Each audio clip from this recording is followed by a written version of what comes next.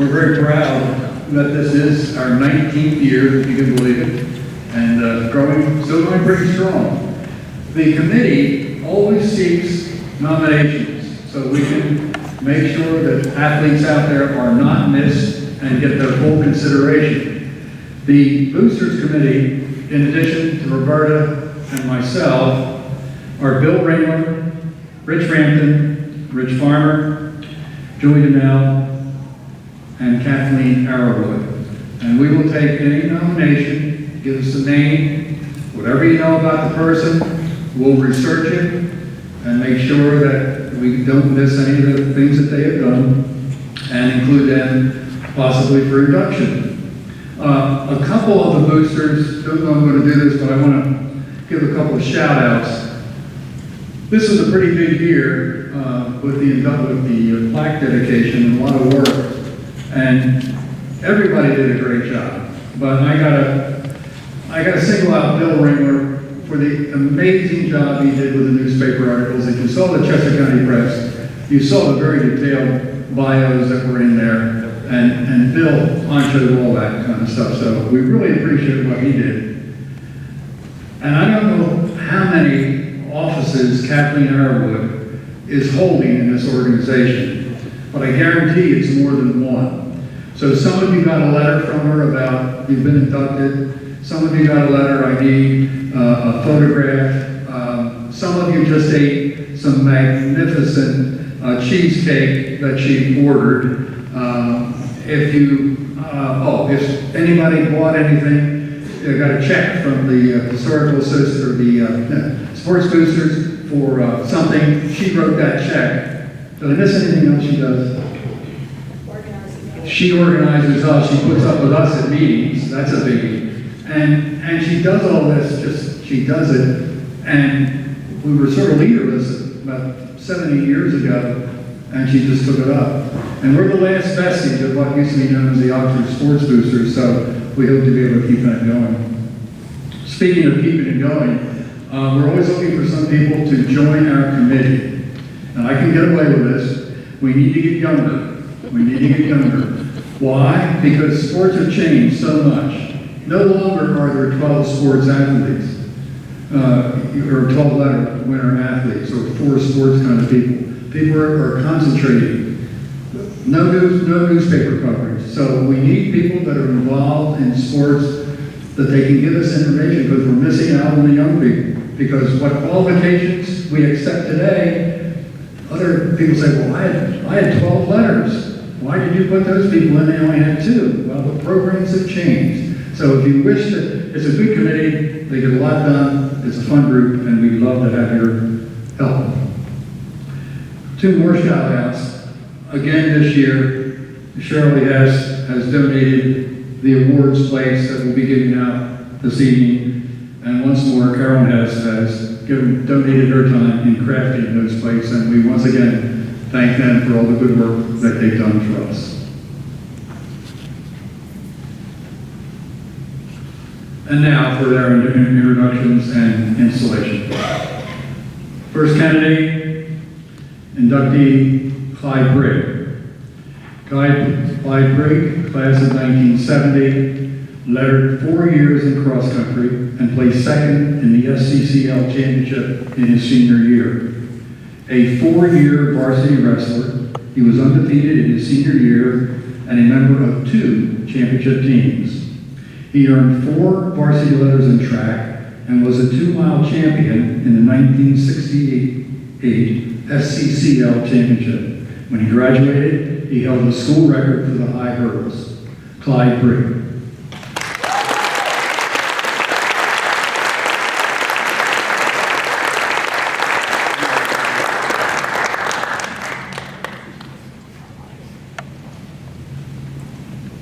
You know, it's a dangerous thing to give me a mic.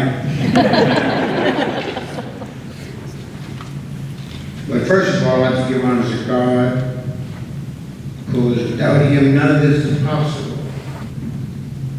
I'd like to thank Ken Woodward for actually nominating me and doing, I guess, some investigative work, see the wrestled, and I did this, that, and the other. I want to thank everyone that was involved with nominating me.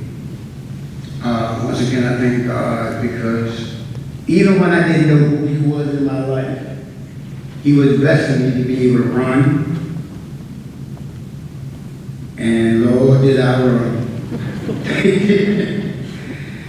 Being the oldest male of 11 children in my family, sports became a part of my life as a child because that was an outlet for us.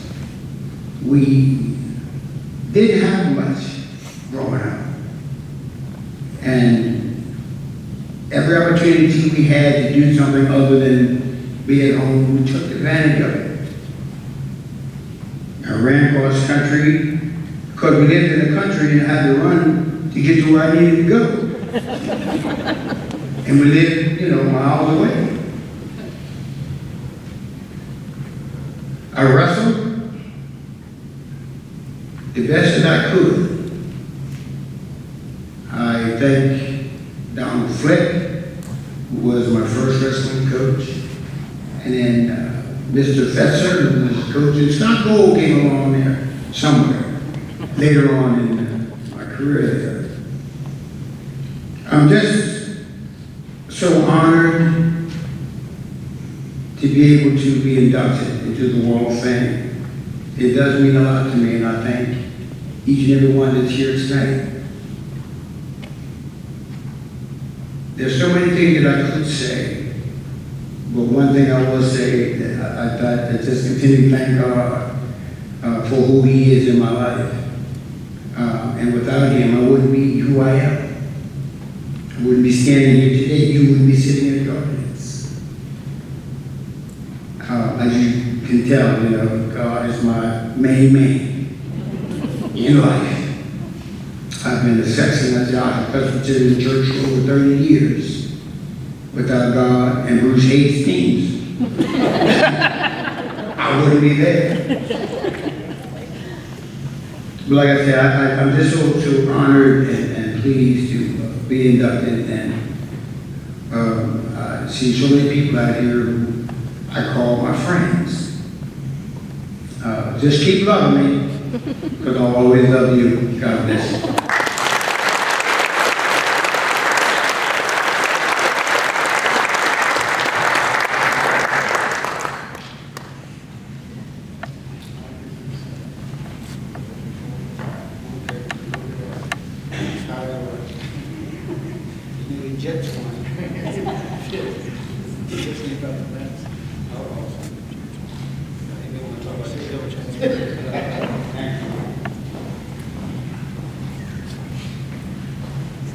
And now the person that made up the schedule will take an interruption from the schedule and get to the two speakers I should have announced before.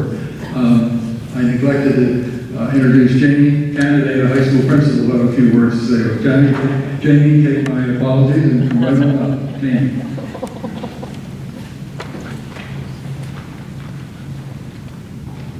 Thank you. Welcome everyone. My name is Jamie Kennedy, principal of Oxford High School. Also a proud 1994 graduate. As we were sitting at dessert tonight, I was looking around and I started thinking to myself, Oxford's a pretty cool place to live. We could have, looking around, we could have had an athletic association meeting. We could have had Mason-Dixon softball game breakout. The Butler Edwards are having a family reunion going on right now.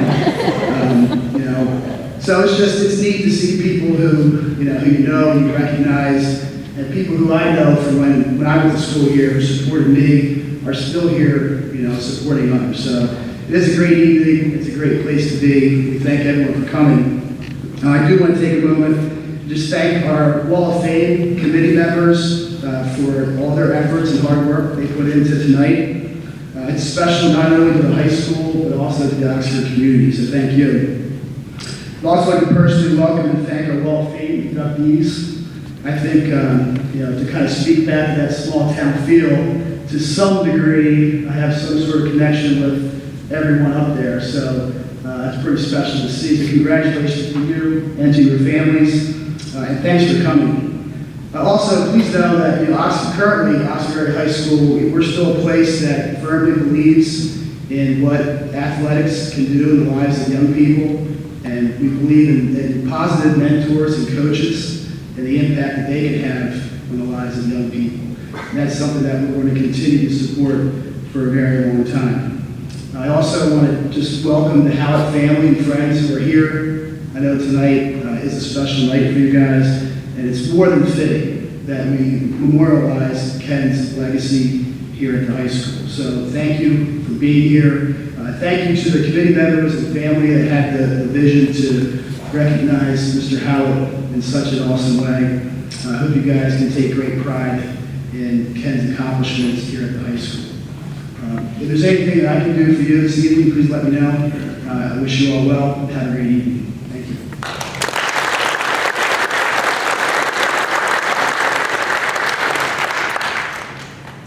And I also forgot to have the superintendent speak, and that's not a good thing. That's Superintendent David Woods. You've heard from me tonight already, but welcome to James S. Kerr Auditorium. I'd like to personally congratulate Meredith, Clyde, Dale, Stacy, and Richard for achieving the Sports Wall of Fame. You know, I was speaking with my colleagues as we came into the auditorium, and I said, I don't believe that there's another school district in Chester County, or really that I've been through the state of Pennsylvania and Commonwealth of Pennsylvania. I don't believe there is a district that honors its athletes in the way that Oxford honors our athletes. And that's something special. You know, I recanted a story. I dabbled in athletics in high school, and I was invited to a wrestling match where they recognized whatever. We stood up, it was 5 seconds, waved, and it was over. This ceremony, you coming out to this ceremony, the Oxford Wall or Sports Wall of Fame Committee, all the people that contribute, and the athletes, former athletes that came out tonight. This is what makes, as Mr. Kennedy said, Oxford so special. I'm very proud to be a part of that. Thank you for coming this evening. Have a great evening.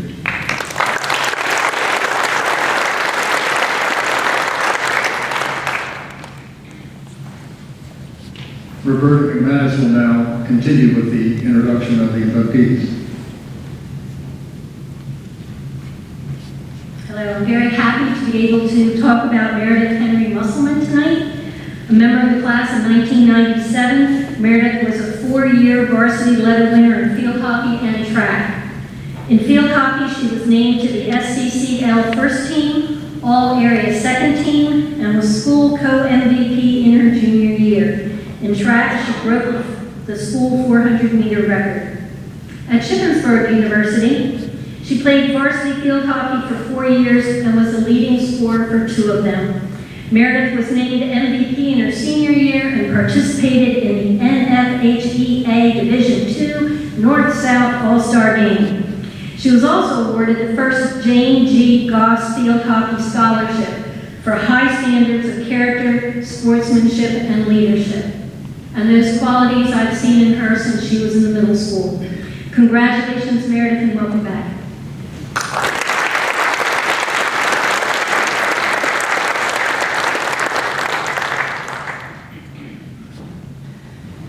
Evening. My voice, sorry. So the last time I gave a speech in an Oxford auditorium, which would have been in the old Oxford High School, Mr. Huntington would have been sitting in the back corner with a stopwatch to make sure we were within our time limit, and a decibel meter to make sure we were loud enough. If we were neither of those, we would have failed the speech. So thanks to that experience, this seems a little less intimidating. When I got the email that I was the candidate to get inducted to the Sports Athletic Hall of Fame, I certainly was humbled. It was nothing I ever would have expected. So I thank you to the committee for the nomination and for choosing me to receive this honor. It certainly has been the highlight of my year. So after my first year playing field hockey in 7th grade, Mrs. McManus, I knew I wanted to go to Shippensburg University, become a teacher, and play field hockey there. So I didn't try to get recruited anywhere else. I was a walk-on then at Shippensburg University.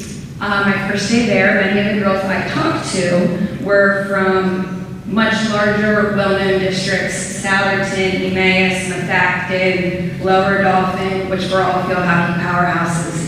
So to say I was not very confident would be an understatement. Little did I know that when I was asked where I was from, I replied Oxford, and I would always get, oh yes, I know that place, it's near Gettysburg. And I would say, no, that is New Oxford, I'm from Oxford. Blank stares. So I would get a blank stare as I tried to explain where Oxford was and what it was close to. So, yes, I was very not confident when I was a walk-on. Little did I know then, that first week of preseason, thank you to all my coaches, Mr. Farmer, Mr. Fridge, Mrs. McCardle, Mr. Coldiron, Mr. Ham. I had what I needed in order to make that pay off so greatly. I had the determination, the skill, the discipline, and the work ethic I needed to not only make the varsity team my freshman year, but then continue on to have a successful career at Shippensburg University. Most of my fondest memories of high school include my time playing sports there, and those memories will always be dear to my heart. Lessons were learned that I have carried with me well beyond my college years. Not all of the lessons came easy, as my senior year in high school, during my track season, I had an injury that prevented me from being part of a relay team that made it to states that year. I had been on that relay team since my freshman year, and making it to states was my end goal.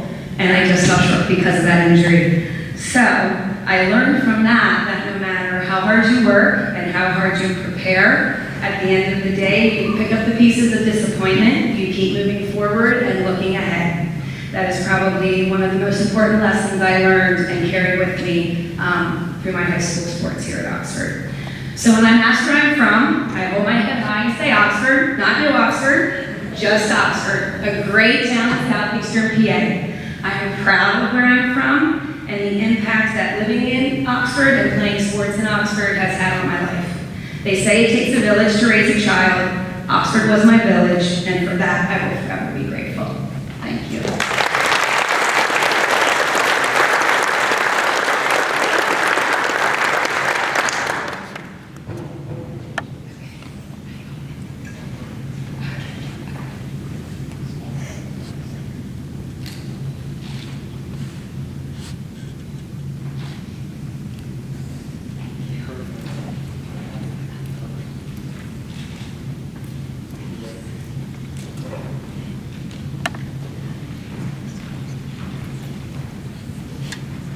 I'm also thrilled to be talking tonight about Stacy Pinot Mallon.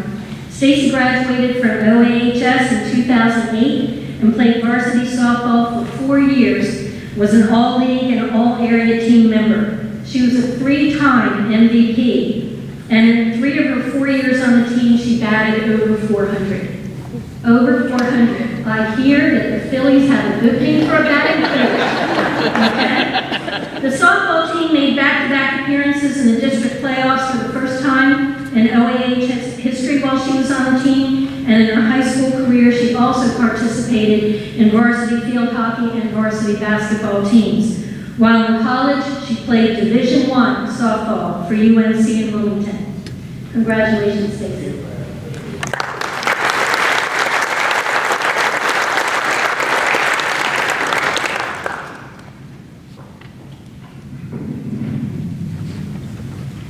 First of all, I also want to thank the committee for considering me and having me as one of the 5 inductees at tonight's ceremony. It's kind of ironic, I was figuring out what to say last night, and I drew a little inspiration from my favorite movie of all time, came on TV. It's called A League of Their Own, and if you haven't heard of that movie, it's when the men go off in World War II and the women have to play in the All-American Girls Baseball League. It was a movie I loved growing up, and I can still recite it, and was still reciting it last night. My husband had to tell me to stop.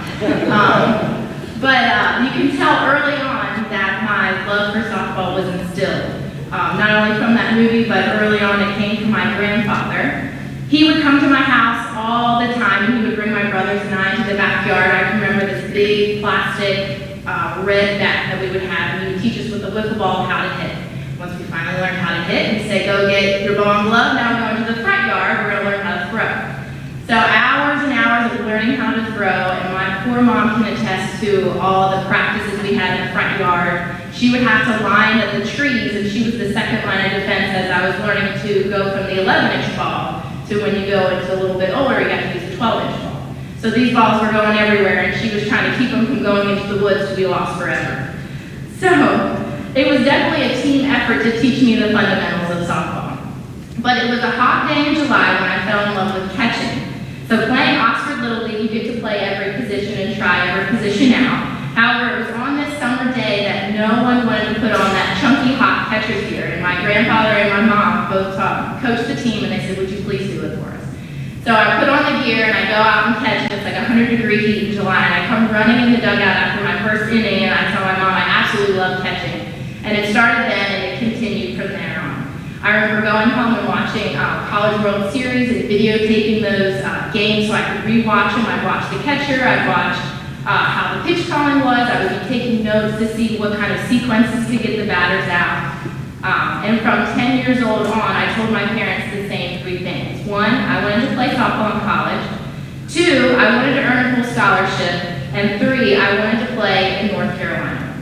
So fast forward 8 years from then, and I was able to earn all of that. I earned a full scholarship to the University of North Carolina, Wilmington. It was a Division I school, or is a Division I school in North Carolina. However, all of that would not have been possible if it wasn't for my family and their constant support. The hours we did driving to practices and games, the hours and bruises my mom bared out in the yard helping me get better. Without their selflessness and dedication to make one of their kids' dreams come true, I would not be up here. I would also have to thank my brothers. I have two older brothers. They always said they took credit for me being a tough catcher. And let me explain the type of brothers I have. I have the kind that would make like a bike ramp, and before they went on it, they would want to make sure it was safe, so they'd have me go on it. So I did grow up pretty tough having two older brothers, but thanks to them, I was able to help me to play the game fearlessly. I also have to thank my high school softball coach, Gary Ham. He was a coach, unlike many, he would come up to me before practices and say, hey, what do you want to work on today? And really kind of put me in the position of being an assistant coach. And for that, I'll truly be grateful. He allowed me to teach the team how to do different pickoff and rundown plays. He would let me, when the game was going on, move different players around. To have that kind of freedom on a field at a high school level was really something that helped build my confidence then going into college. So I always took pride in coming from Oxford and being a product of Oxford. And even in North Carolina, I would try to say, do you know where Philly is? They said, yeah. Do you know where Westchester is? Yes. I say, okay, come down more. Do you know where Hurst Potato Chip Factory? I would try to get all the landmarks so they could kind of figure it out. But I would, so I do take pride in coming from Oxford, whether it was academically or athletically. So thank you guys for providing a strong community that helps young boys and girls aspire to have big dreams, and not only to have those big dreams, but to be able to live out those dreams. So thank you again so much for this induction and allowing me to be one of the names that represent some of Oxford High School's finest athletes.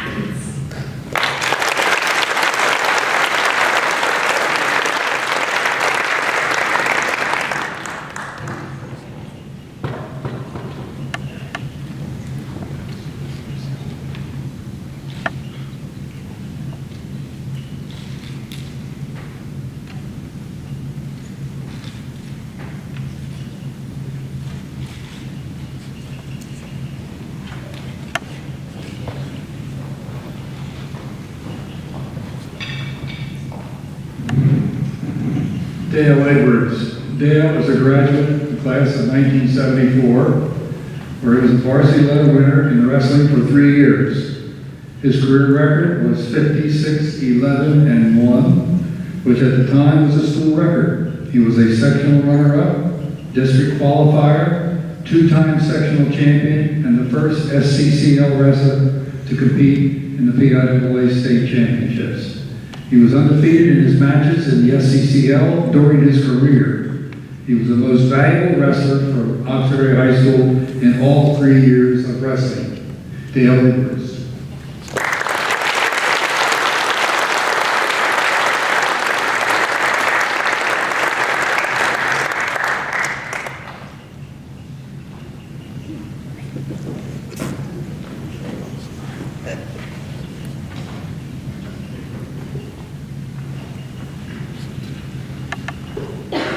Well, the bag, the boy said if I didn't get up here, I'd have to leave, so just in case. Before I forget, I want to thank the committee, and I know it's a lot of hard decisions you got to make for you to get into this. I didn't even know the law existed. Been there 19 years, and that's how we moved away in 2002. About 30 miles away, not that far. Just don't get down there that much, even though I still have family. Anyway,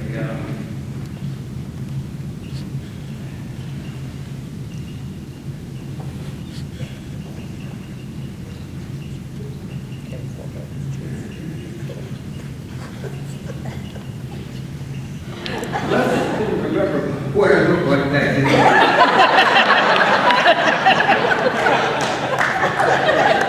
I grew up in the 70s, so long hair was the thing.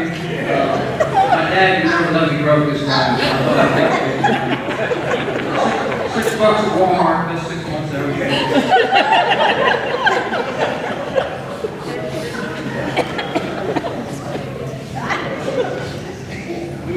We have shared custody with a Morkie. It's a small dog. He thinks he's human. He's still trying to train us. And he saw me packing right. He wanted to help, so he gave me a few things for him. He thought he was coming, but he was very disappointed when he found out he wasn't. But I like we had show and tell in elementary school. I don't remember if it left in junior high or senior high. I always liked it, but I never had anything to show and tell. But I always enjoyed those that did.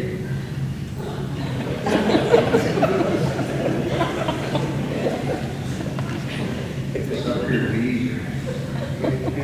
Now you always wonder what people like to hang on to. Those are my wrestling shoes. I still have 45 years. I brought this just to show the hospitals my head didn't swell.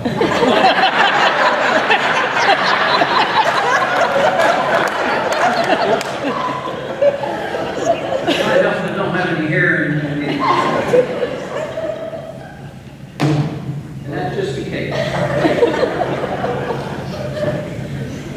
One more thing I brought. Those who didn't know, in the old high school, we had a brick. This is a picture of the brick. That's how desperate we are for attention in our family.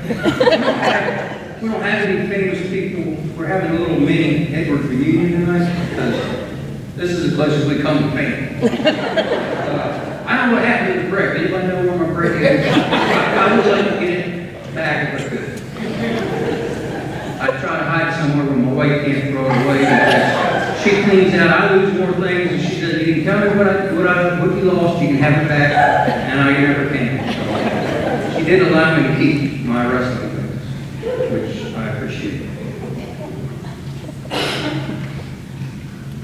Preparing for this, so I got to get my goggles out. I can't see to read anyway. I was preparing for this, and I come across some interesting quotes. And the first one that caught my attention, it goes, insanity. Doing the same thing over and over again and expecting different results. That's from Albert Einstein. Evidently, Albert never wrestled. But that's what we do. Same thing, over and over and over, until we perfect it, and then the coach will give us something else to learn. There's a few other here that are notable. Every accomplishment starts with the decision to try. You have to try, and that's from John F. Kennedy. Winning isn't everything, it's the only thing. Most of you know that's Vince Lombardi. And then one more. Tell me and I forget, teach me and I may remember, involve me and I learn. Benjamin Franklin. I got one more quote I want to say later. This is my favorite.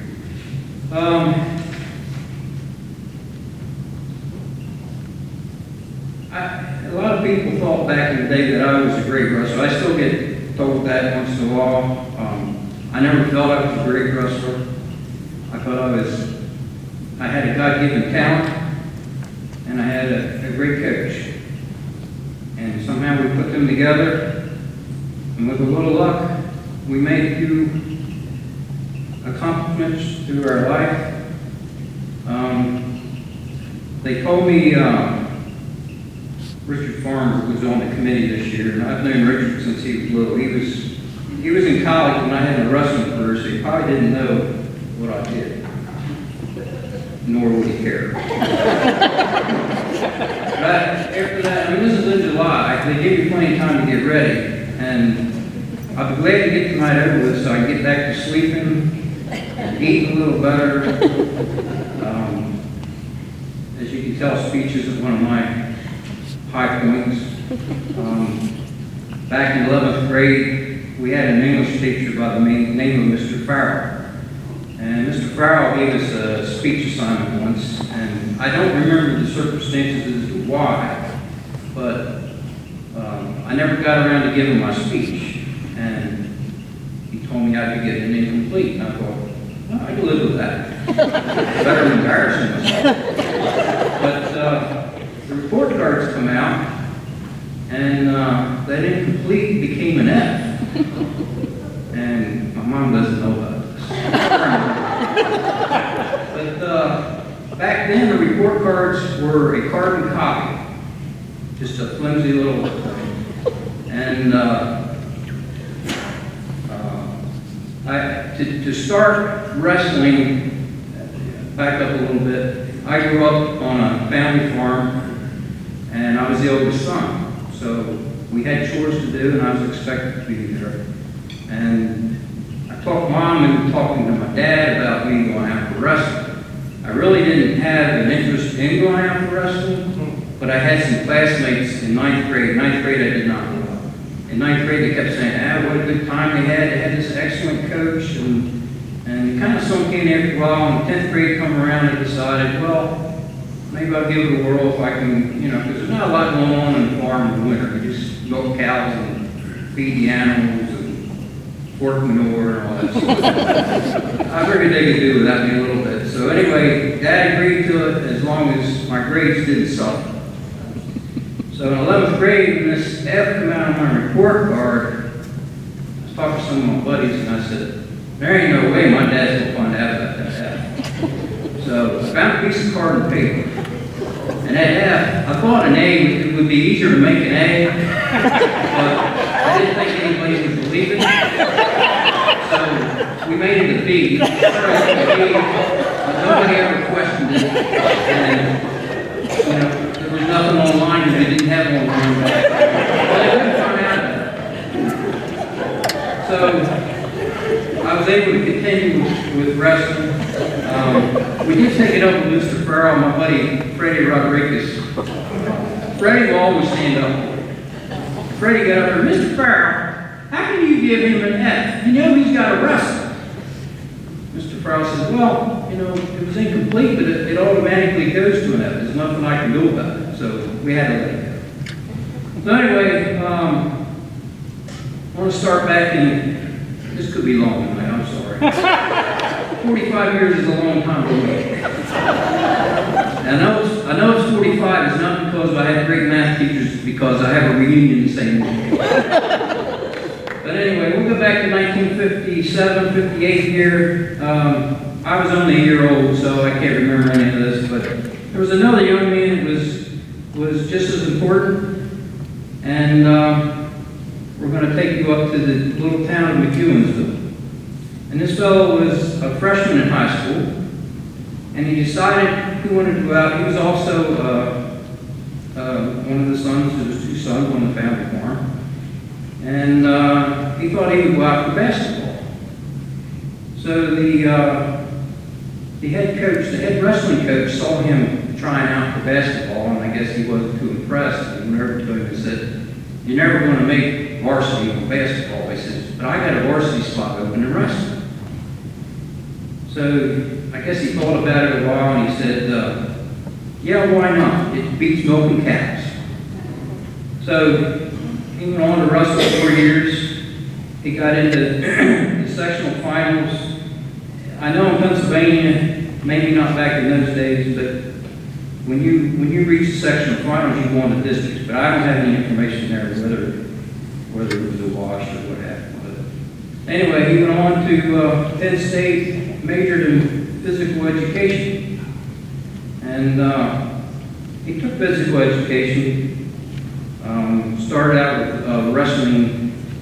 I guess they take, certain courses, and he wanted to start with wrestling so he could get an easy A. And there he met the wrestling assistant by the name of Dave Adams. And after a few sessions there, Dave found out, I guess, that he wrestled in high school, and he said, "Well, why don't you come out to the team?" He didn't go for wrestling, he just went to get his education.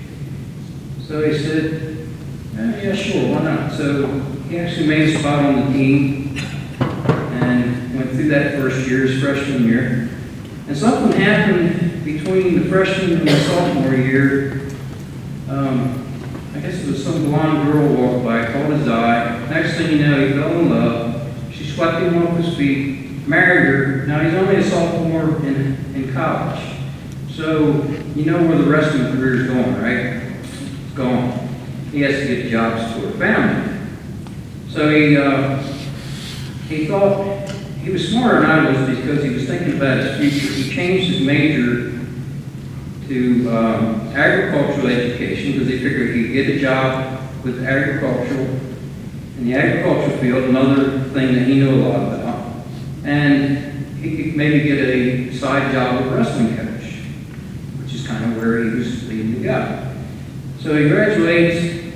And he starts looking around for a job, and there was this sorry little town in southern Chester County, just so happens needed an agricultural teacher, and they were in need of a volunteer assistant coach for wrestling. And I guess he thought that was a good idea, and Oxford will be forever grateful for you making that choice. So he came down, and he was the assistant coach there for 3 years. And I guess when the head coach decided to leave, he applied for the position, and the athletic department took him on. The first year evidently was more than he had bargained for, and they ended up with a record of 3-10-1. And that's pretty tough. For a first year, you got to be down in the dumps about that. And he was ready to quit. So he goes home, and I guess he tells his wife he wants to quit. And she was wise enough to convince him that it wouldn't be fair to him, it wouldn't be fair to the wrestlers that he had been coaching. Give it another year. About this time, this young boy in Russellville came along. And in his first year, I was a freshman in high school. Of course, I didn't go out for wrestling in high school, I didn't go out for any sports. I only weighed 85 pounds. The first weight class in wrestling then was 95 pounds. So all I would have done was got beat. So there wasn't no choice there. But anyway, my two buddies, Jack Lindsay, Randy Lane, were on the wrestling team, and they kept talking about it. And I got my dad convinced that I could go try out for wrestling. I show up for practice, and the first thing they have us do is run. Now I'm there to wrestle. We got to run. We run the whole way around the school, back around. I think it's about 2 miles. It seemed like 10, but 2 miles. I'm not a fan of running. I'm not related to Clyde. And so anyway, we start doing all these, we get done the running, we go back in, we start doing all these calisthenics, and we're doing sit-ups, and he said, well, lay back on your back, and when I blow the whistle, hold your legs up 6 inches off the ground, and when I blow the whistle again, you can put them down. They called them leg raisers. And I got through that first night, and I really thought he was just being cool. Who could put somebody through that? And I couldn't see what good they would do. But in time, I realized that's what's tightening up your stomach muscles, and you need that in wrestling because you're going to be twisted in positions you never thought possible. And you're going to need your strength there. So I learned to appreciate the coach, and he knew what we needed even though we didn't. To back up a little bit, my sophomore year, and back then we chose an elective. It was like industrial arts. In 9th grade we had industrial arts where you spend a certain amount of time with everything. And except the ag department, I don't know why that wasn't.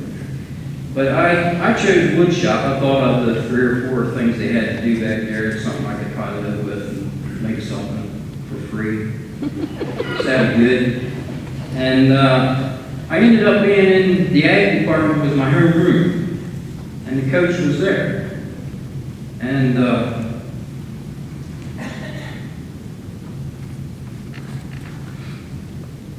he's kind of the magnetic guy that you like him right away. And at the same time, there was a senior wrestler by the name of Phil Gardner. Phil would come down quite often. I don't know if it was every morning before school, and they'd be talking shop, you know. Of course, at this point, I hadn't committed to wrestling, and they were talking about this and that and the other thing. And here, I'm in wood shop, right? I want to be in ag mechanics now. So I run up to the guidance counselor, and I want to change. You know, I thought they'd do it tomorrow. Well, it took like a month. So I had to deal with wood shop. I'm not going to volunteer for a project. I'm not going to be here long. I'm out of here. So I get over to ag mechanics, and the other choice over there was FFA. Well, I didn't. FFA is Future Farmers of America. I'm already a farmer. I don't want to be a future farmer. I know all about farming. I've shoveled my share of manure, and I didn't really know what it was about, but I thought ag mechanics I could do. Because then you learn to repair lawnmowers and things like that in agriculture and stuff. But I can only do that for 1 year, so in the 11th year I had to take FFA and actually enjoyed it, and it wasn't as much about farming from what my perspective would have been, but we learned other things. We got to take field trips. We went out to Route 10. There used to be a tomato farm out there. We got to pick tomatoes one day. We went and another farmer would let us go and brutalize our calves and dehorn them, and that was always fun. And there was just a lot of things going on. But anyway, Phil was a senior, and he was a wrestler, and he was very good. And Phil was undefeated until we got to, the paper said 10 and now. I didn't think it was that many, but we'll take the paper's word for it.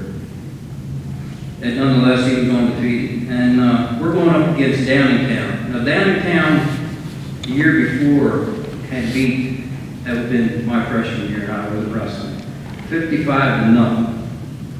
So it was our intention to go in there and avenge that loss they laid on us.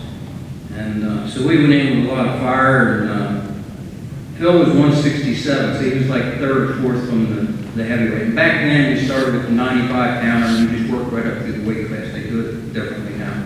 But back then, that's how we did it. And when it got to Phil, we only had 2 team points. One of the guys tied one of the other players, so both teams get 2 points.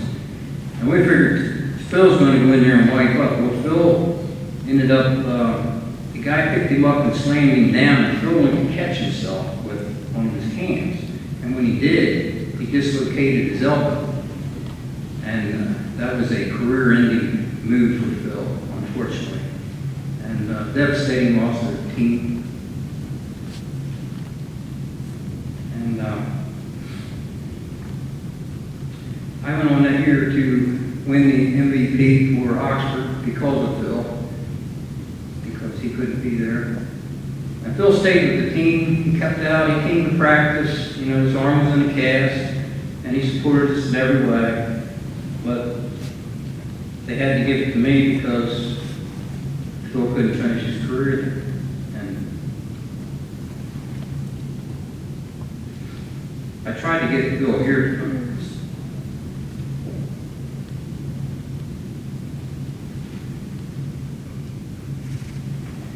I always felt bad for taking that. Because it did belong to Phil.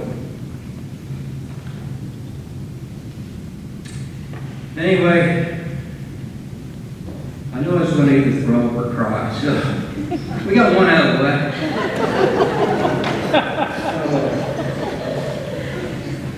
My first wrestling match, I started right out in varsity. I don't know how, but I beat a few of the guys that had been there for a year or two, and I ended up being the 95-pounder. That was one of the conversations that the coach had with Phil before we went into our first match. He says, I think we found our 95-pounder. And Phil goes, who? And he goes, Dale Edwards. And he goes, who in the heck is Dale Edwards? I've been wrestling with this guy for 4 weeks at this point, and he didn't know who it was. And that was my introduction to Phil. He actually signed my yearbook that way, told me about that story. So I have it in print.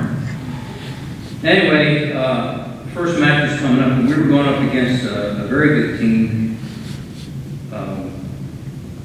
Springford. And Springford was a combination of two towns, and they were both bigger than Oxford. Warriorsford and Spring City. And I was going up against this guy named Dennis Sterling, and the coach knew him from the year before, maybe 2 years before. I was a sophomore, Dennis was a junior, and the coach knew I wasn't going to beat him. And have you ever been to a wrestling match, coaches back there, before you go out on the mat, and I was always first in 10th grade because I was 95 pounds. And he would loosen you up, and while he's loosening you up and cracking your back and all that good stuff, he's talking to you real quietly. He says, now, all I need you to do is to go out there and not get pinned. And I thought, yeah, I can do that. I'm pretty squirmy. So I go out there, this guy, and I back up a little bit more. That week before, he had already told me, I don't think he told me his name, but he said, this guy you're going up against Springford, he has this one move, and he'll punish you with it. And it's called the three-quarter Nelson. It wasn't much of a move. He's the only wrestler I knew in the 3 years I wrestled that ever used it. And I'm going to tell you, he did punish me with it. And, but he spent that week before showing me how to defend. Keep your head up, keep moving. And if you put your head down, he had it on you. And it was a pinning combination, and he knew how to work it. I think it was his only move, but ended up being 16-4. He didn't pin me, but it was 16-4. Now, had he not prepared me in the manner that he did, it probably would have turned out different. And that's just the kind of coach he was. He knew things ahead of time. He knew your limits. He knew how to adjust to things. And Dennis was a senior the next year, and I was a junior. This will be the next time I meet him. The Christmas tournament always happened. I think it was before Christmas, but it was during the Christmas holiday. You know, we had off school a couple of weeks or something there. And we were going to the Springford tournament, and we knew Dennis would be there. Dennis was second place the year before. And of course, everybody thought he'd be a shoo-in to be first. Well, we show up at school, getting ready to go up. I don't know if that was a Friday or a 2-day event or 1-day event. Well, we go into school, and of course, I went home, and we were farmers, so we had a lot of beef. Mom always made the best roast beef dinners with mashed potatoes and gravy and green beans or corn or whatever you want. You know, we were starving as wrestlers, and I went home and I couldn't help myself. That year I was dropping for the Christmas tournament. Back in those days, you can't do it today. It's all different, you know. You're governed by different things that you can't drop weight like we did. But everybody would drop down a weight class. Supposedly to get in with a smaller group, and there was only 7 pounds, but to get in with a smaller group of guys, but everybody did. So we might as well just stay where we were and we'd been the same result. But anyway, I'm trying to lose weight. I go home the night before we were supposed to go to weigh-in, and I had some of Mom's dinner. And evidently I had more than I thought. I go in the next morning, I'm 2 pounds or 2 1/4 over, and we got a few hours of work, start working on it. In those days, what we did, he gets you some gum, you start chewing gum and you spit. You don't swallow nothing. If you get thirsty, you rinse your mouth with water and spit it out. You know, nothing. And then you put on sweatsuits, and we had these vinyl suits that went over top of our, like a sweatsuit that you would have cloth. And you would just start sweating. So we get over to Springford. Of course, I'm still overweight, and I'm running around the gym, doing jumping jacks, whatever we could do. And the coach says, "Wait a minute, I know this coach. Let me go see if I can get something there." So he goes and he borrows a jump rope from the hosting school, which was Springford. Comes back and I start jumping rope. Lo and behold, by the time you had about 2 hours, I think, to make weight. In those 2 hours, I sweated off enough that we made weight. It didn't make it by much, but they had the scales with the arms on it, and all I had to do was show a little bit of daylight at the top, and you were in. So I got in, and the first matches were pretty easy for me. I think I pinned both of them. And I go into the final match, and here it is, me and Dennis. Now, Dennis beat me 16-4, a little more than a year ago. And, but I was ready for him. I mean, we got pumped up. I learned a lot more moves. I mean, it's amazing how quick you can learn under great leadership. And so I went in and wrestled him, and I don't remember the score. I don't think I even have a record of it, but I did beat him, and he was second place 2 years in a row. And I was a Christmas tournament champ. Something I was proud of at the time. That was my first championship. And right after we get done with that, we go back up to our weight. So I go back up to 105 and continue the year. And then we get down to the end of the year, we go into sectionals. You don't have sectionals anymore, it's combined with districts. We had sectionals, districts, regionals, and states. They were every weekend. And we're going into sectionals, and I don't remember who brought it up, whether it was the coach's idea or my idea, but he didn't want to live through the Christmas tournament again. So when it come the night before, we decided I would stay overnight at his place. Now, I didn't have any pajamas with me. And the coach likes to tell this story so much, I think he believes it's actually true, but he said, that's no problem. Scotty, who was 4 or 5 years old at this point, and Scotty has an extra pair of pajamas. You can just cut the feet out of the bottom. You can wear those. So anyway, I spent the night, we made weight, and actually that one Christmas tournament was the only time I was ever overweight. And I learned a valuable lesson there. Don't go home and eat Mom's cooking. So that was kind of the last I saw of Dennis.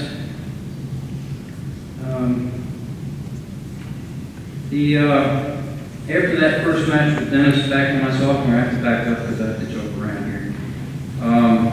We got to our third match, it was going to be Coatesville. Now, it was all over the papers. Coatesville had this 70-pound wrestler who's wrestling at 95. Now, in my math, that's 25 pounds. We struggle, each weight class is about 7 pounds, and we struggle with just 7 pounds. This kid's 25 pounds underdog. Somehow, we knew the state record was a pin in 7 seconds. I'm going for the record. 7 seconds. 70-pound kid, what can he do?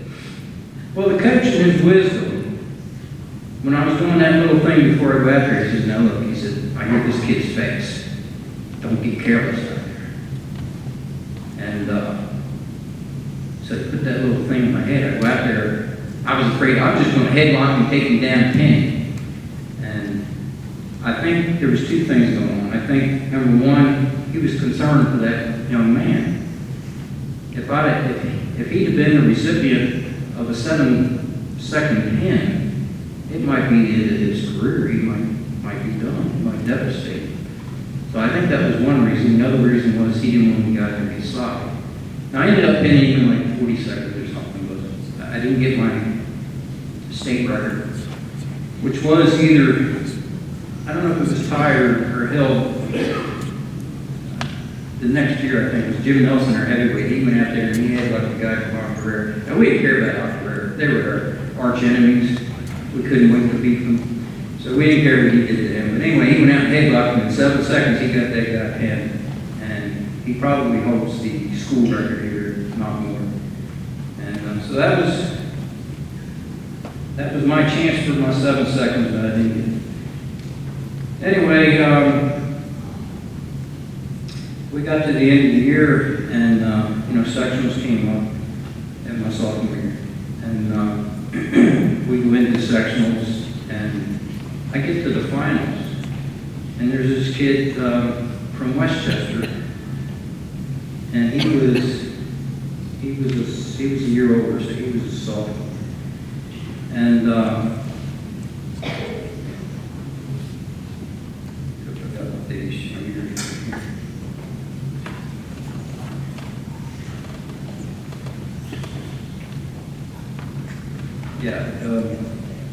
Billy Hall. I met Billy Hall in the final section, and he pinned me one of only 2 times I've been pinned me in 2 minutes and 47 seconds. So I wasn't even in competition with Bill. He was also the returning sectional champ and seated first. And somehow I got up to him, but I couldn't do anything with him. We go to the districts the next week, and Billy misses weight. He couldn't make weight.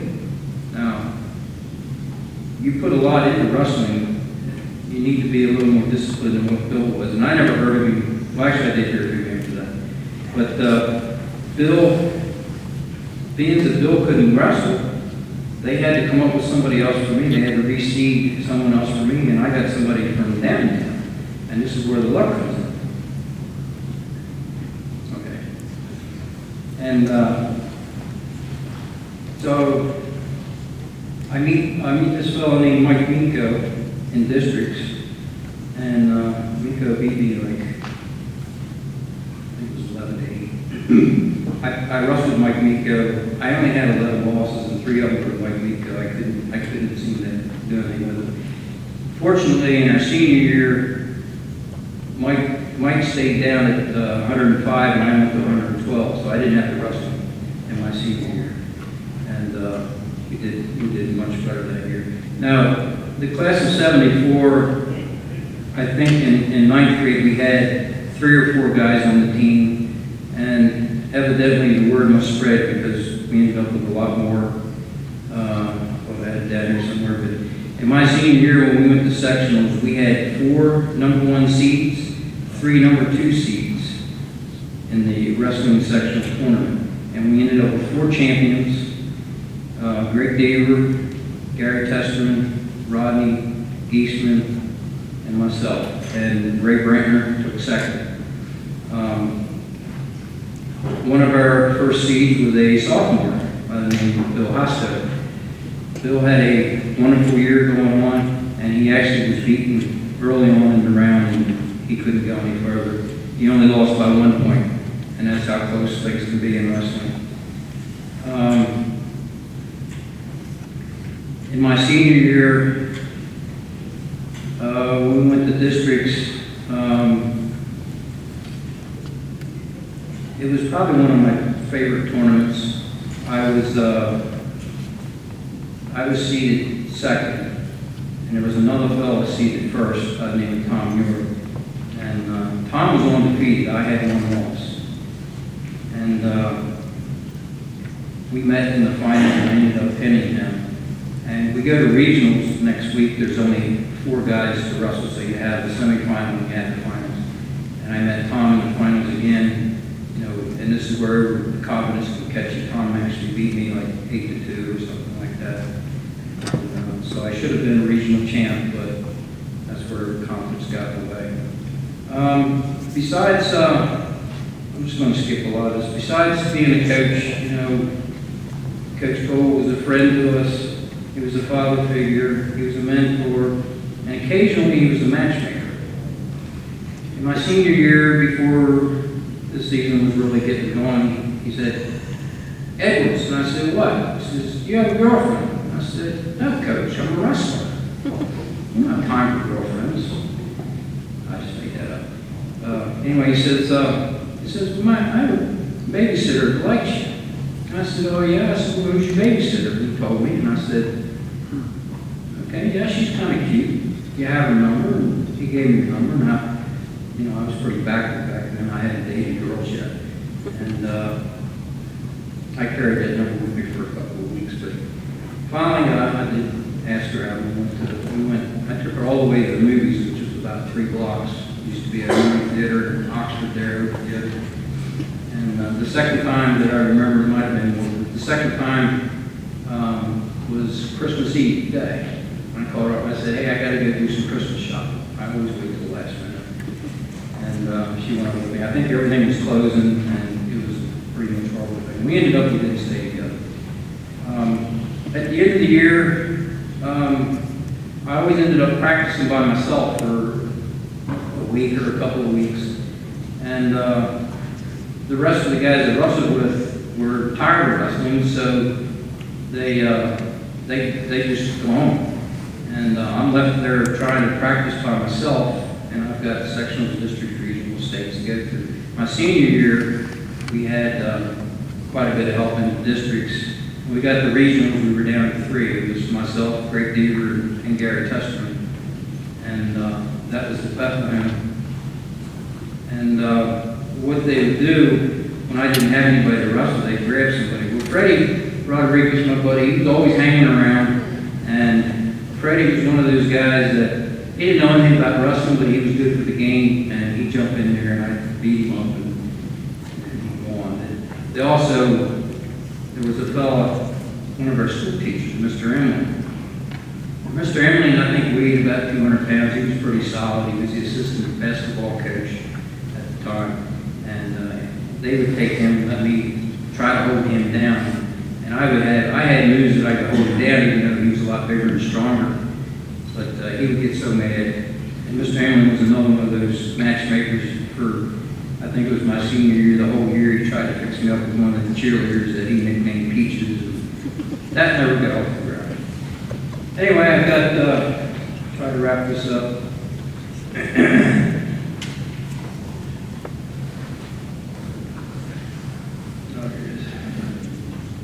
One last quote I want to throw at you. It's impossible is just a big word thrown around by small men who find it easier to live in the world they've been given than to explore the power they have to change it. Impossible is not a fact, it is an opinion. Impossible is not a declaration, it is a dare.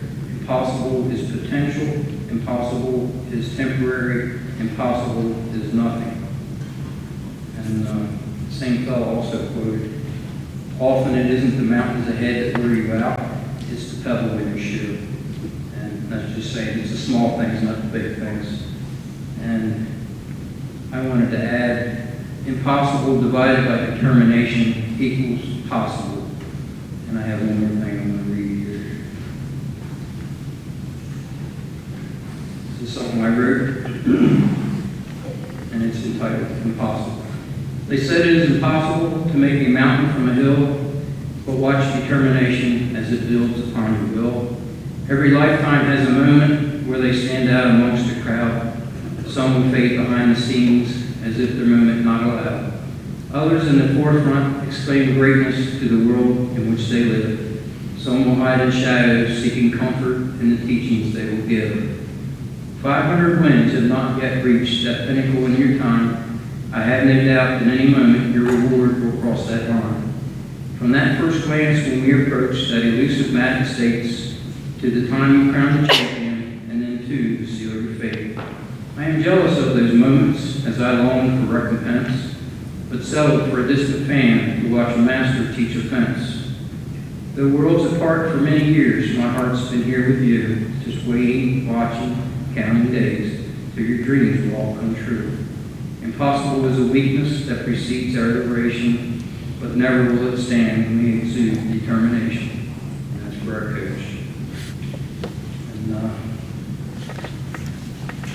I need to read some statistics here.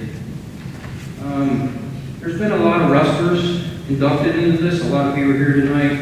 And the one common ground that we all have is our coach, who has been here, I think it's 48 years this year. He is currently at 485 wins. That's only 15 to 500. He's already surpassed most coaches in our state. There are a few still ahead of him. Now these are fairly old. I couldn't get anything newer than 2015, so some of these will be higher numbers than this, but they're still impressive nonetheless. He has led to 15 Southern Chester County League team championships, 11 District 1 team championships, 17 Christmas tournament team championships, 15 times Southern Chester County Coach of the Year, 8 times District 1 Coach of the Year awards, 49 match Southern Chester County League winning streak, 23 individual sectional champions, 62 individual District 1 champions, 12 individual regional champions, 11 individual state medalists, 2 PIAA individual state champions, 19 members of the Century Club, which is those that have more than 100 wins. And he's been inducted into several Hall of Fames. And that's our Coach Cole. And if he could come up here.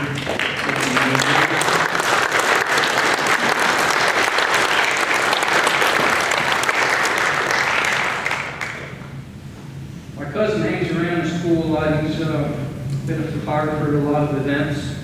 And he came across something here a few years back. And he remembered, and he gave it to me. And this also commemorates our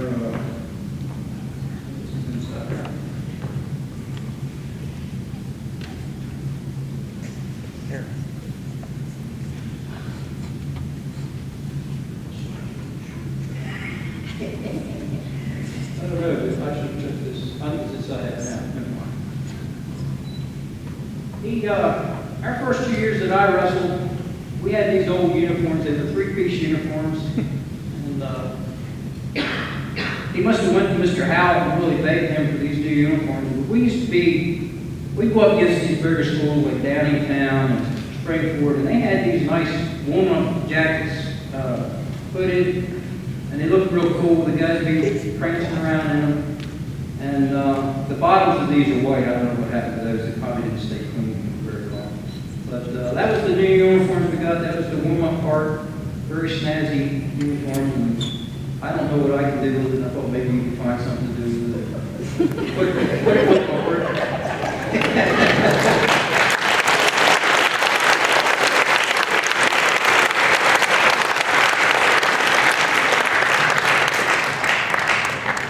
The only thing I can say is, if this guy wouldn't come along, I wouldn't be here.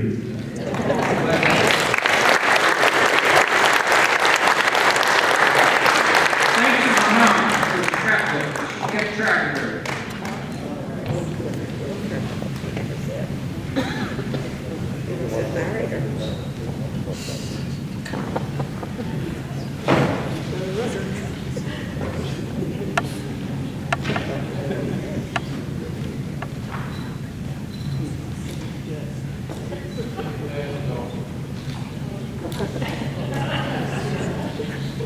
Dress me up, you can take me out.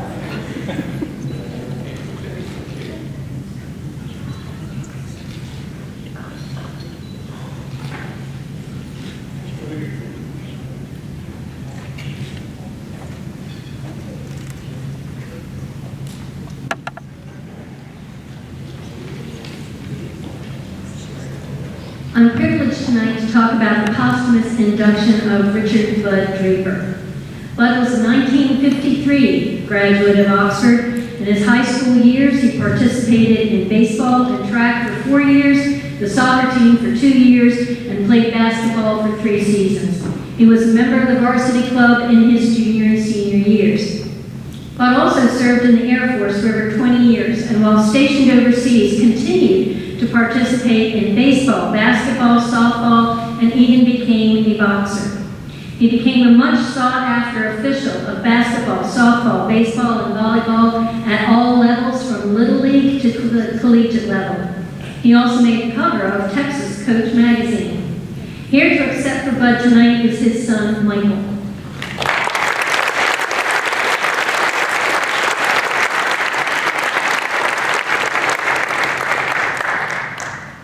Thank you very much. My 5 surviving brothers and sisters will tell you that you made a terrible mistake when you get behind the microphone. But I'll try my best not to make this painful, or at least not too painful.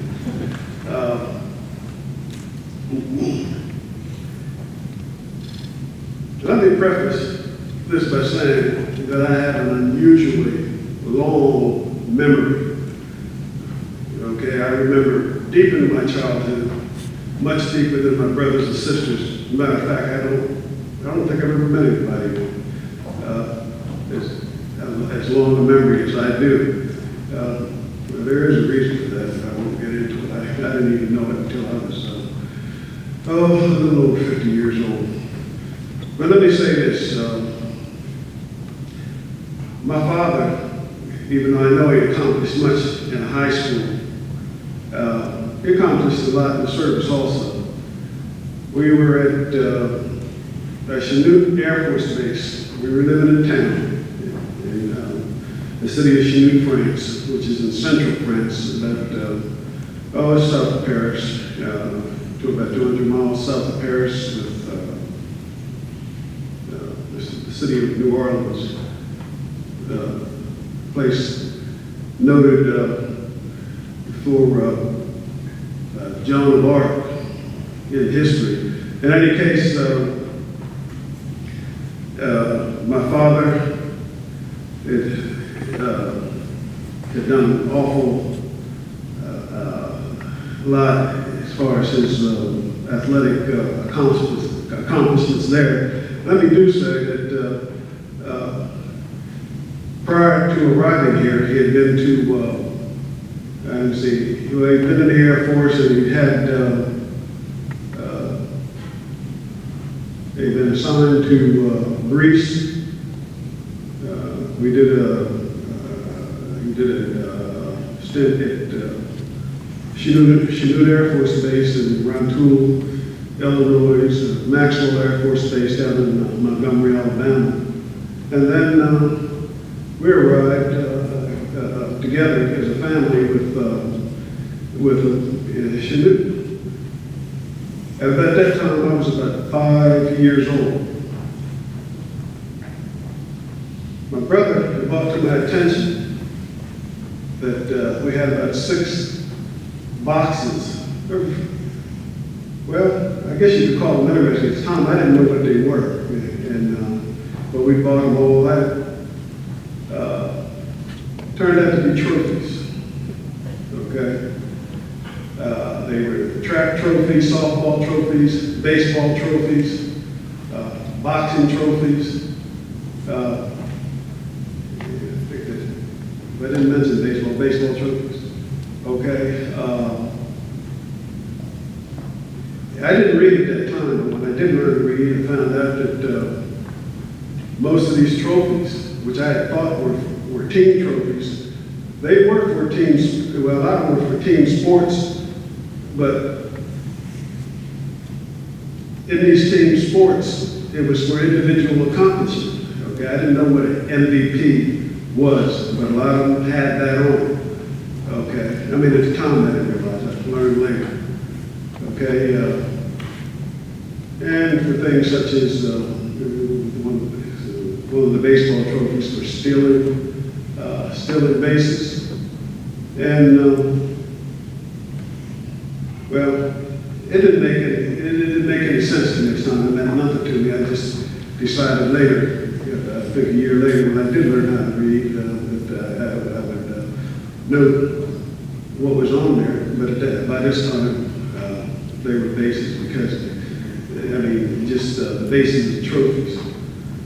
Because the terrible truth is that what I had decided to do with my brother, a year younger than myself, was to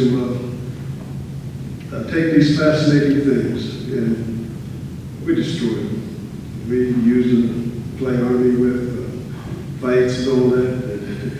I had no idea what we were doing.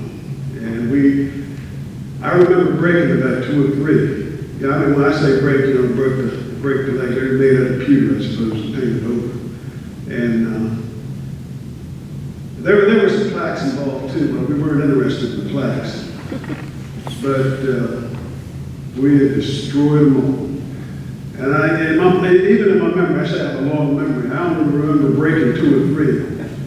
That doesn't mean that my brother broke them all. I was the oldest, so I was the ringleader. And I got punished by my mother. But one of the eeriest things in my life that I remember is that my father, when he said, well, you know, they weren't yours, don't mess with them. But I don't ever remember being punished by him. He just sort of, you know, quiet, kind of ate it. And we never did take the remnants of those trophies. I mean, there was first of all, I understand that they were being saved, and we were not told about it simply because they were trying to save them for a trophy case, which we never did get.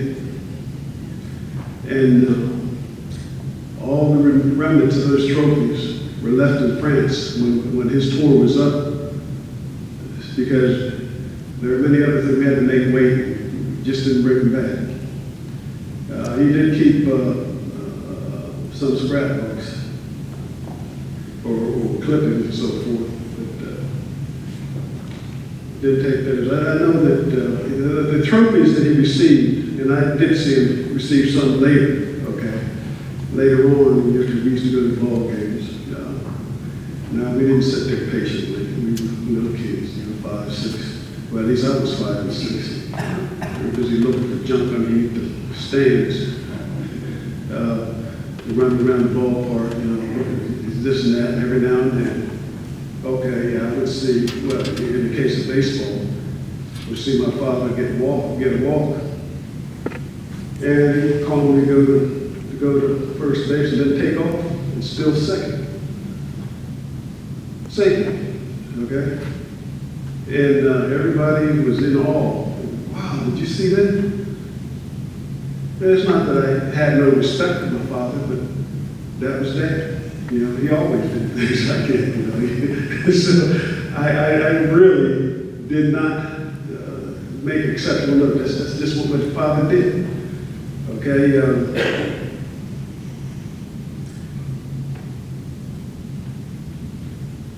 My parents, my father, mostly, but oftentimes when he traveled all over Europe, okay? Of course, not with his children. At that time, initially, it was just my brother. You know, I mean, my only siblings were my brother, who was a year younger than me, and that was it.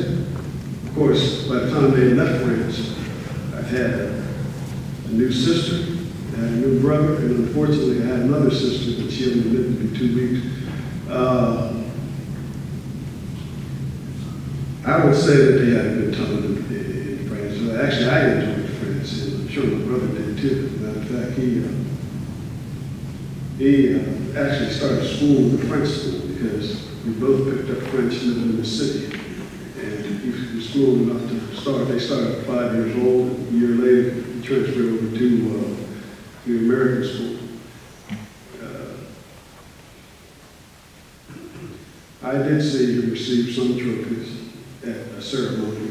A lot of these other places, like in Rome, Belgium, London,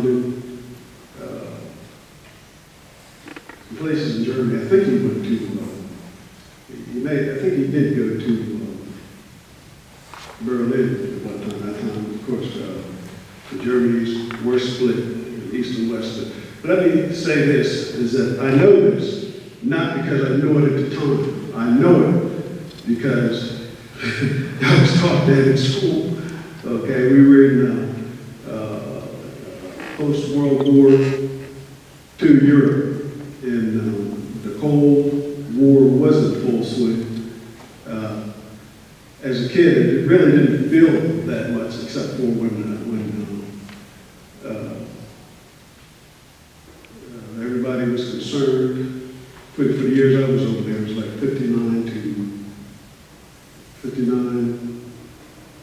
to 62, 63.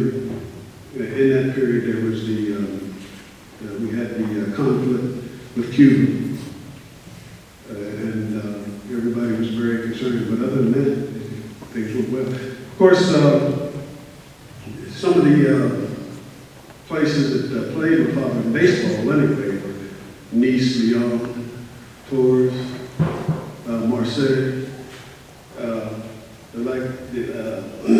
There were other places. I mean, this is just in France. Okay, that was the league that he was in, but they actually played all over in other leagues, all across Europe. And when we came back from France, he was assigned a tour to Charleston Air Force Base in South Carolina. Much did not occur there athletically. Well, my father did officiate quite a bit there, okay, or at least he was getting into officiating. He went to, after that, went on an unaccompanied tour to Newfoundland. Spent 1 year there. I think he officiated there somewhat. I don't think they had any sort of teams for him to participate in, nor did they have any for him to participate in it that I recall at Charleston Air Force Base. Then we went to Texas, San Antonio, Randolph Air Force Base. After the first year, they didn't have a base team anymore. Now, what my father did do in the Air Force was baseball was a sideline. Basketball was just something he did on the side. Okay. And yeah, he played some softball. I wasn't always there. Okay. Or my brother with me, or brothers and sisters by that time.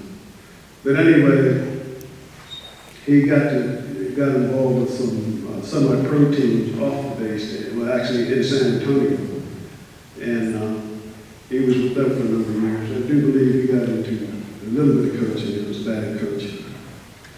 Excuse me. But what he had been doing all along was getting more and more into fishing. Okay. We had to move off the base when my father received orders to go to Vietnam. I think he did officiate a little bit in Vietnam. He was at the Tonson Air Force Base right outside Saigon. When he got back, we bought a house off base, and well, I didn't exactly state what my father did do in the Air Force in all his years. He was in the post office, okay? And which enabled him to, when he retired from the Air Force, he still continued with the post office. As a matter of fact, he's what we call a legal double illegal afterwards. But meaning that he was able to retire from the Air Force, and then much later, when he retired he was able to retire from the post office. My father came back from Vietnam, as I mentioned,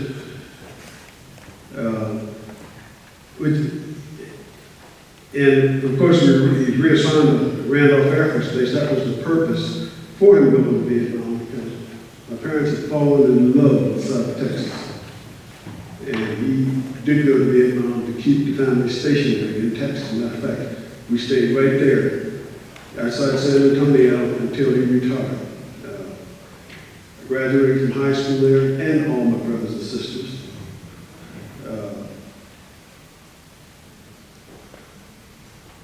And my father was very involved in officiating most anything that, there's some sports I didn't even know there were sports at the time. But, it was softball, baseball, everything but football. Basketball, a lot. Matter of fact, he traveled far and wide. He probably covered the equivalent of the state, the area of the state of Pennsylvania in officiating. Texas is no small state. Matter of fact, I didn't even realize that until I looked it up before I came here. Speaking of Atlas, Texas actually has more acreage than the nation of France. But he didn't go all over Texas. He stayed right there in South Texas. But that was an awful lot.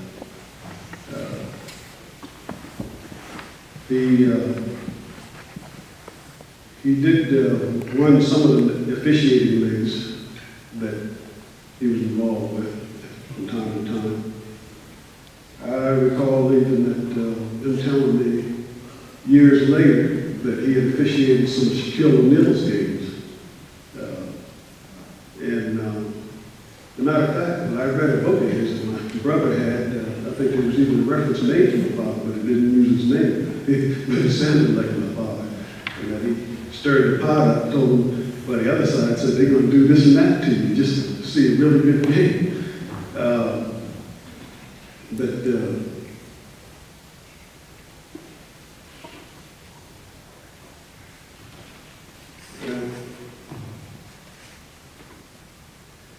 He did that for a number of years. That's officiating. I mean, eventually his officiating tailored off to just basketball. But he so much he done. Softball, men's and women's.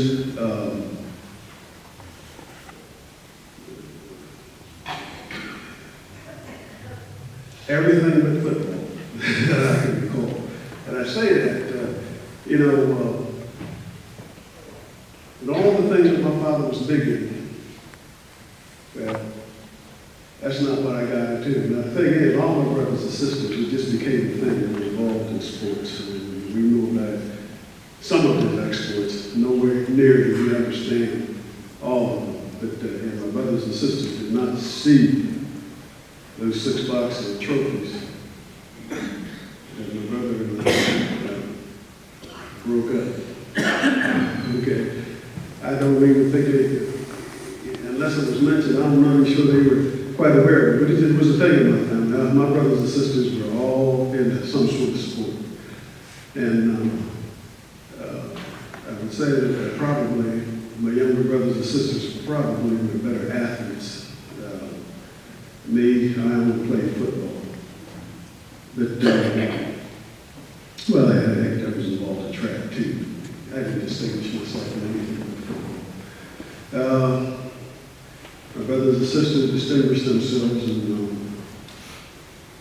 especially my sisters distinguished themselves in softball. I'm in track, and I have my youngest brother actually was a small college All-American. Matter of fact, they retired his jersey, and he almost became a member of the Denver Nuggets. And before my father died, he'd also seen my sister's daughter, my niece, actually went to state in track and won a couple of medals. She had a 3rd place medal in a 200-meter relay. Let me say, to get to state in any event, in Texas, that's no small feat. And here she was, got a 3rd place medal in the finals in 200 meters. 2 girls ahead of her turned out to be Olympians. Unfortunately, they were on the relay team in the Japan Olympics. They dropped the baton. My father had encouraged all of this. And, of course, some of them might have been a little bit commonality, I don't know. But,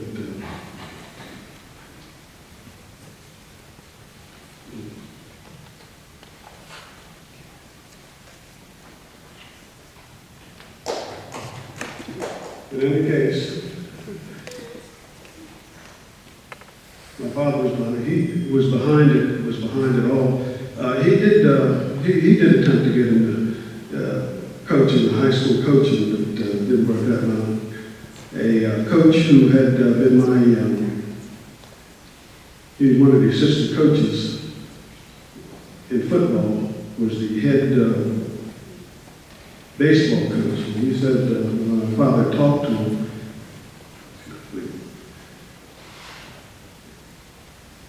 they told him that told me that he'd like to hire my father, but it's just that my father did not, all your coaches have to have teaching credentials, which my father did not have. Well, in any case, I really wish that my father could have been the one here. Okay, unfortunately, as I told somebody earlier, life is life. He died in 2009. Even my mother, who could have told you, she died in 1980. But, I'm done. Thank you very much.